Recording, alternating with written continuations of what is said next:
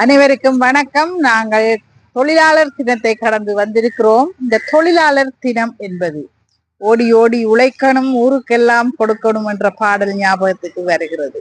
நாங்கள் உழைக்க வேணும், மற்றவர்களுக்கும் கொடுக்க வேண்டும். எவ்வாறு இந்த வாழ்க்கையை வாழ்வது? நீங்கள் படிப்பை உயர்த்தி கொள்வதன் மூலம் நீங்கள் சொல்வதை மற்றவர்கள் கேட்பார்கள். நீங்கள் படிக்காவிட்டால் மற்றவர்கள் சொல்வதை நீங்கள் கேட்க வேணும். நீங்கள் விரும்பிய தொழிலை நீங்கள் பார்க்கலாம். நீங்கள் அதிகமாக சம்பாதித்து நீங்கள் விரும்பிய வாழ்க்கையை வாழலாம். பணம் என்பது எல்லோருக்கும் தேவைப்படும் அடிப்படையான ஒரு தேவையாக இருக்கிறது.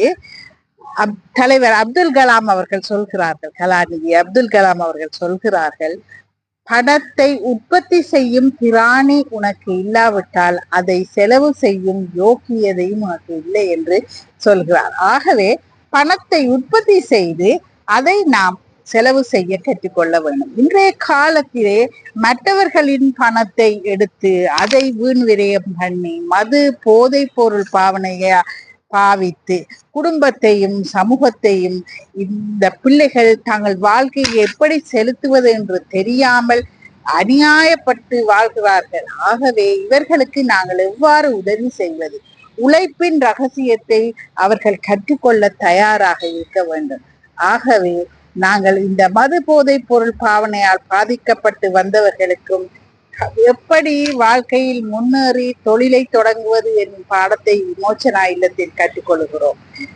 விமோச்சனா இல்லத்தில் மது போதை பொருள் பாவனையால் பாதிக்கப்பட்டவர்கள் வந்து குணமடைந்து வருகிறார்கள். உங்களில் யாரேனும் மது போதை பொருள் பாவனையில் ஈடுபட்டிருந்தால் நீங்கள் அவர்களுக்கு கீழ்கண்ட தொலைபேசி இலக்கத்துடன் தொடர்பு கொண்டு விமோச்சனா இல்லத்தில் எங்களது சேவையை பெற்றுக்கொள்ளலாம். நன்றி, வணக்கம்.